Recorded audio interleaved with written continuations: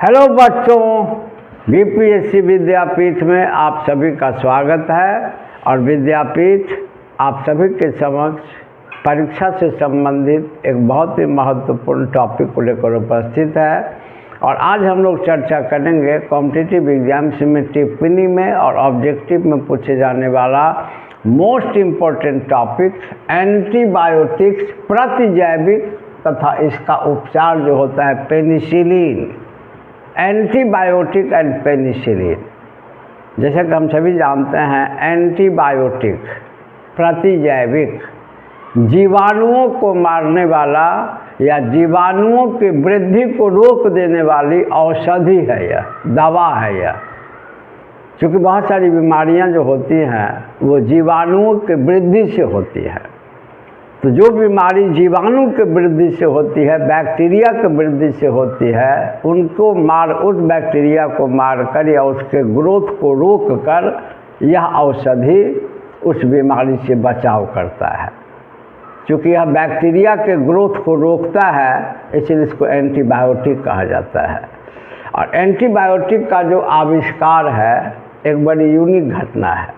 जैसे कि हम सभी जानते हैं कि एंटीबायोटिक का आविष्कार अलेक्जेंडर फ्लेमिंग ने किया।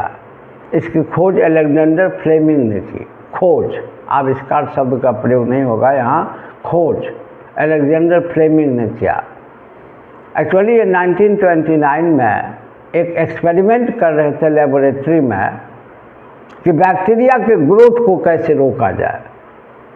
और इसी संदर्भ में संवर्धन प्रयोग, कल्चर एक्सपेरिमेंट ये कर रहे थे।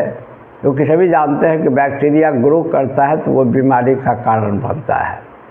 तो बैक्टीरिया के ग्रोथ को कैसे कम किया जाए, इसी कॉन्टेक्स्ट में 1929 में ये जब एक्सपेरिमेंट कर रहे थे तो अचानक देखा क्या कि प्लेट पर या तस्तरी पर ग्रीन कलर का फंगस का स्पोर यानी कवक का बीजाणु देखा कि ग्रीन कलर का कवक का फंगस का स्पोर आ गया है। बीजाणु बहुत सारा देखा। और इस बीजाणु में कैरेक्टर इन्होंने क्या देखा कि ये बैक्टीरिया को रैपिडली मारता है, बैक्टीरिया के ग्रोथ को रोकता है। बस यहीं से इन्होंने इसका प्रयोग शुरू किया और यही से एंटीबायोटिक का इतिहास आरंभ होता है भारत विश्व में। 1929 में इन्होंने ही कल्चर एक्सपेरिमेंट के दौरान बैक्टीरिया के ग्रोथ को रोकने वाले फफूंद की खोज की, उसके बहुत सारे स्पोर को देखा और इसी से पेनिसिलियम नामक एंटीबायोटिक बना। और तब से लेकर आज तक एंटीबायोटिक मेडिसिन के सेक्टर में, चिकित्सा के सेक्टर में एक प्रमुख औषधि बन चुकी है। और आजकल जो एंटीबायोटिक, पहला एंटीबायोटिक तो फफूंद से बनाया गया था और आजकल जो एंटीबायोटिक बनाए जाते हैं वो फंगस और बैक्टीरिया, जीवाणु का, जैसे सूक्ष्म जीव को कल्चर करके, माइक्रो ऑर्गेनिज्म को कल्चर करके आजकल एंटीबायोटिक को बनाया जाता है व्यापक स्तर पर व्यावसायिक उपयोग के लिए। और आजकल जो मैक्सिमम यूज होने वाले एंटीबायोटिक्स हैं जिनके बारे में क्वेश्चंस में काफ़ी पूछे जाते हैं, जैसे स्ट्रेप्टोमाइसिन, टेट्रासाइक्लिन, इरेथ्रोमाइसिन, ये सब आजकल उपयोग होने वाले प्रमुख प्रतिजैविक एंटीबायोटिक हैं। लेकिन ध्यान रखा जाए कि एंटीबायोटिक का जब यूजलेस या ज़रूरत से ज़्यादा यूज किया जाता है तो यह हानिकारक भी है।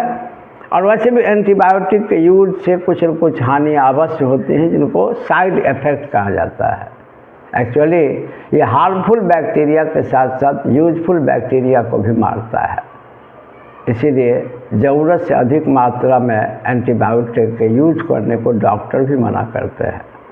लेकिन एंटीबायोटिक आज के समय की एक प्रमुख दवा है।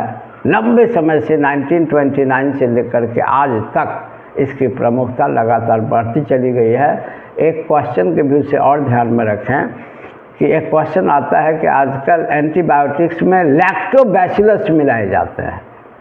एक्चुअली ये लैक्टोबैसिलस मिलाने का मेन एम ये है कि एंटीबायोटिक के यूज से जो साइड इफ़ेक्ट होते हैं, जो यूजफुल बैक्टीरिया जो मरते हैं, उनकी क्षति को पूरा किया जा सके। यह भी क्वेश्चन में बराबर आते हैं।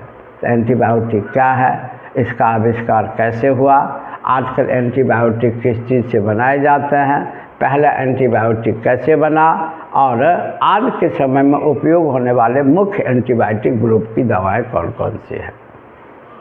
इतने में आपके सभी सवाल बनेंगे, टिप्पणी भी लिखेंगे और ऑब्जेक्टिव भी बनेंगे, और फिर इसी प्रकार के टॉपिक को लेकर के विद्यापीठ आपके समक्ष उपस्थित होगा।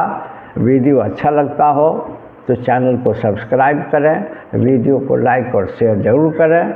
फिर मिलते हैं किसी नवीन टॉपिक के साथ, तब तक के लिए धन्यवाद।